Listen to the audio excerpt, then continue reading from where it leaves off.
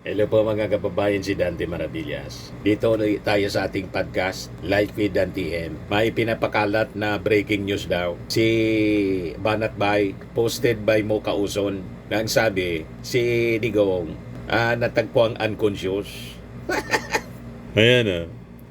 Banat Bay 2.0, September 27.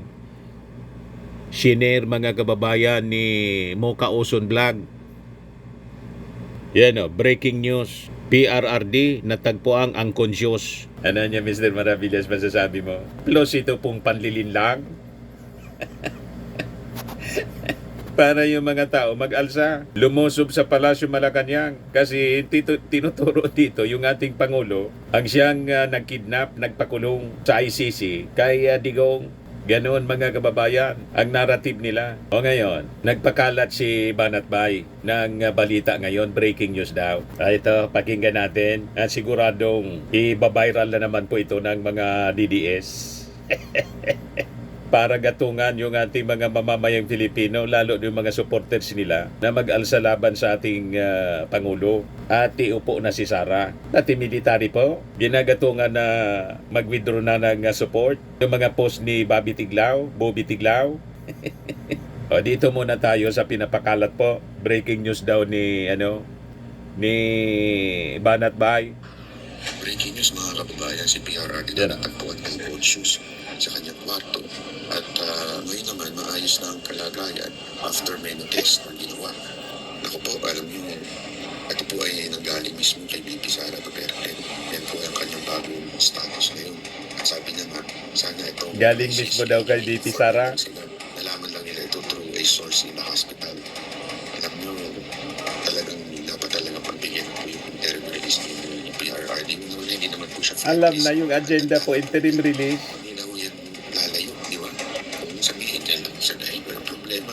Oh, by the way, ayaw nga nagpapakalit po na pinayagan na po yung interim release. Hindi po totoo yan. Fake news po. Hindi sila magkasundo sa mga pinapakalat. Papakalat po niya mga ganyan type page na mga Trump. Yung mga dating hindi naman political na page na naging pro-Duterte page. Yan po ay Trump. At pagka-share mo at pinost mo yan, ikaw ay matatag na fake news. Sasabihin na naman nila fake news sa mga Duterte supporter. Alam nyo, huwag mo tayo magpapadala sa ganyan. Okay? So ipanalangin lamang po natin si PRRD. Natagpuan daw si Digong na unconscious, pero okay na daw. What? Pag naniwala kayo dito sa mga pinapakalat nila, ang ibig sabihin niyan, mga uto-uto kayo. Sabay, react naman po ng mga minions nila. Lord, help! Huwag niyo po pabayaan si PRRD. Naniwala sa kanilang mga drama. Sana naman po okay si Tatay PRRD. Pagaling po kayo, mahal naming Tatay Digong. Dapat managot at paimbestigahan kung sino yung kupal na pinapasok. Alam na mga kababayan ang gusto nilang palabasin na yung pag-collapse na kwento-kwento man lang nila. Yung sinasabing naging na-unconscious si Digong dahil pinintulutan ng ICC yung embassy official na bisitahin siya. Galit na galit sila mga kababayan kasi nabuking na hindi man totoo yung kwento ni Kaufman na si Digong nagka-amnesia. Cannot stand trial. Nag-gets ninyo kung ano yung narrative nila po? Sino-support nila? Yung mga mga naunang statement ng abogado ni Kaufman po. Maniwala lang tayo po sa official release ng ICC. Kung ano yung sinasabi ng ICC, lalo yung halimbawa official announcement ng doktor. Kasi may doktor po doon. Kung na-unconscious, nag-collapse si Digong, may record siyan sigurado doon sa ICC hospital kasi katabi lang po ng detention cell ni Digong yung hospital. Kaya mas maayos na nandun lang siya para maagapan kaagad kaysa i-interim release. Pagkatapos wala man pong hospital na malapit. Di ba pa? At alam natin yung agenda sa interim release. Hindi na babalik si Digong. yan ang plano nila. Kung kagatin yung kanilang drama po, kung kagatin ng ang ICC judges. Tama po yung ating mga analysis. Yan ang post mismo ni Kitty Duterte. Oh. Good news, makakalaya na si Tatay Digong. Thanks God, salamat Ginoo. Pero yung mga post ng mga minions nila, nakalaya na daw. Interim release granted. Di ba po? Pero si Banat Bay nagsabi, huwag daw maniwala sa kumakalat na nakalaya na. Fake news daw yun. So, kahit sila mga kababayan, hindi magkasundo sa kwento. O ngayon, nagpalabas po ng statement si Sara Duterte. Yan po. Sabi dito po sa report ng ABS-CBN 1 hour ago pa lang, Vice President Sara Duterte slams the ICC for the continued detention of former President Rodrigo Duterte, urges them to rectify gross injustice and assure the former President proper care and humanitarian considerations. Citing credible information received by the family from hospital sources, Duterte claims ex-President Duterte had to be subjected to lab tests after being found unconscious on the floor of his room. The family was not informed of the accident and no explanation was given. So pinick up na rin pala ng ABS-CBN po yung breaking news ni Banat Bay na ang source si Sara mismo. Si Sara Duterte po, ang mga kwento po, hindi reliable kasi madalas kasinungalingan. O diba? Maniniwala tayo, mga kababayan, kung yung doktor mismo ng ICC sa hospital ang magpalabas ng statement. Pero kung mga statement galing po sa kanila, makaduda. Nang agenda lang po ay para i-pressure ang ICC na pagbigyan yung interim release. Tama? At malamang itong statement na to ni Sara na breaking news ni Banat Bay para gatungan yung mga tao na mag-alsa laban sa administrasyon. Kasi di ba, nagsalita si Bongo na pag may nangyarian niya kay Tatay Digong, baka tuloy magkagulo. Nagbabanta si Bongo kasi di ba nagsalita siya doon sa Senado na pagbigyan yung interim release, may resolution siya. Sila ni Bato de la Rosa, urging the government na pagbigyan yung interim release. Kasi daw si Tatay Digong, harmless na daw, magiging harmful. Halimbawa may nangyari na masama sa kanya, ang minimin kung mamatay sa loob ng detention cell, magiging harmful po daw sa ating gobyerno. Di ba? Connect the dots. Pag pinagtay-tay natin yung kwento, yun ang script nila mga kababayan. Kaya ngayon, hindi na nakapagtataka kung ang kwento na pinalalabas ni Sara, nahimatay si Digong. Pero okay na daw. Sabay statement, palabas ng statement po for humanitarian concerns. Basahin natin po. Yan. A statement on humanitarian concerns in relation to the continued detention of former President Duterte.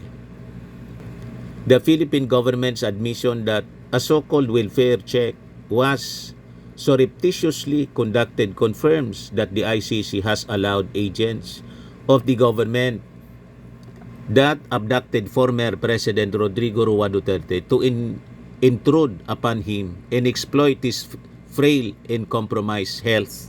This is nothing less than an abuse of power against a vulnerable individual. In addition, credible information received by the family from hospital sources reveals that former President Duterte had to be subjected to laboratory tests after being found unconscious on the floor of his room. The family was not informed of the accident and no explanation was given. Baka nakatulog lang, unconscious daw. Di ba? These alarming developments raise grave concerns about the capacity of the ICC to guarantee the security and safety of FPRRD. Even the most basic care for the complaint of an ingrown toenail easily treatable cannot be done swiftly. The ICC has persistently ignored the clear need for a 24-hour bedside caregiver. The continued detention of former President Duterte under such troubling condition is not only unjust but inhumane. It amounts to punishment without having been convicted of any crime. Iso yung mga na-EJK nga po, wala man lang yun na bedside nurse or caregiver, diretso na sa sementeryo. Tama ba? Hindi man sila convicted of any crime. Lalo yung mga batang paslit na nadamay po sa war on drugs. Tama? Sabi ni Sara dito, the ICC is to remain, if the ICC is to remain true to its mandate, as a court of justice, it cannot turn a blind eye to the health and wellness condition of FPRRD. To deprive an elderly man abducted, denied his rights under Philippine law, and subjected to surveillance disguised as welfare checks of basic dignity and proper care is not justice. This is cruelty. Yan naman ang tawag ninyo po doon sa IGK. Justice yon para sa inyo. Yan ang tanong dyan. Gusto ninyo ng justice kay Digong, pero walang justice kayong minimension doon sa mga victims ng AGK. Di ba? Ay Digong, may justice po. Bakit? Buhay pa siya ngayon. At isinasa ilalim sa due process. Kaya nga siya may kaso. Pero yung mga na AGK, walang kaso. Nasa sementeryo na lahat na sila kaluluwa. You see? Halimbawa pa, totoong na-unconscious si Digong. Si Digong di na-unconscious lang. Pero yung mga victims po, wala na. Eternal, permanente na. Nawala na dito sa mundo. You see? Whereas si Digong, nakakausap pa ninyo na bibisita. At ang sabi nga, doon sa sa breaking news ni Banat Bay, after daw na matagpuan ang conscious, okay na. O di, okay na pala. Di ba? Maswerte siya. Mapalad. Okay siya. Naimasmasan pa. Kung totoo. Pero tingin natin, parte ito ng drama. Tingin ninyo ba mga kababayan? Para ma-pressure yung ICC, pagbigyan yung interim release ni Digong. Yun ang strategy nila para hindi matuloy yung trial.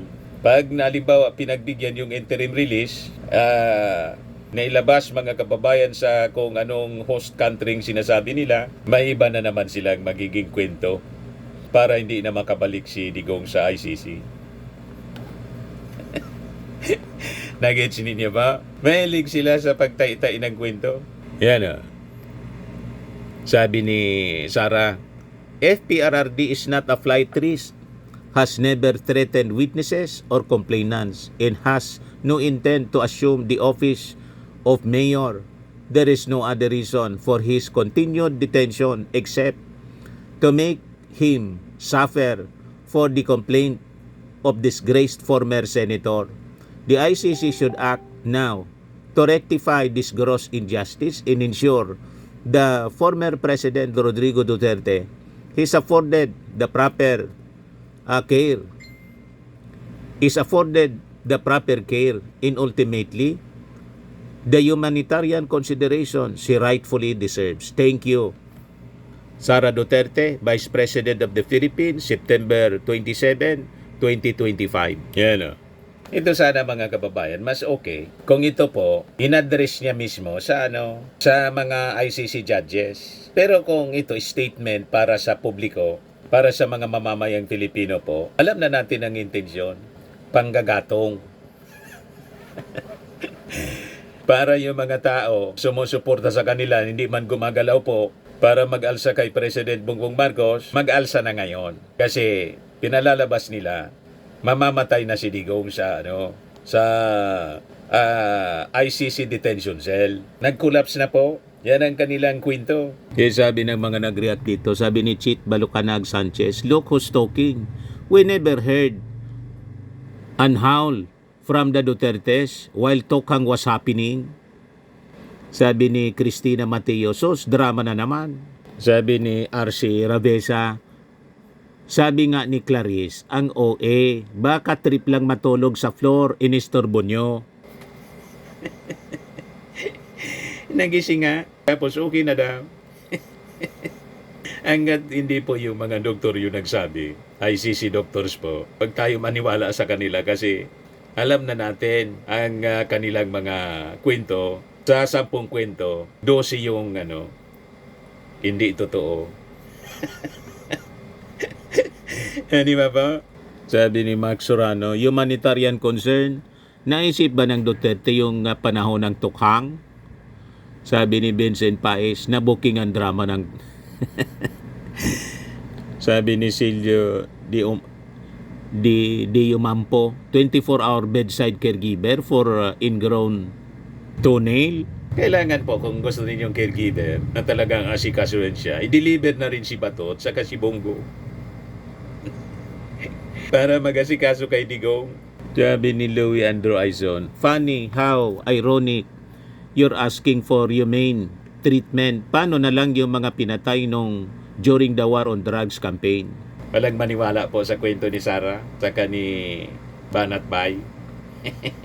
Yan po mga kababayan, yung ating short video ngayon dito sa ating podcast, atid sa inyo ng I Am Worldwide Amazing Barley Powdered Drink Mix from Australia.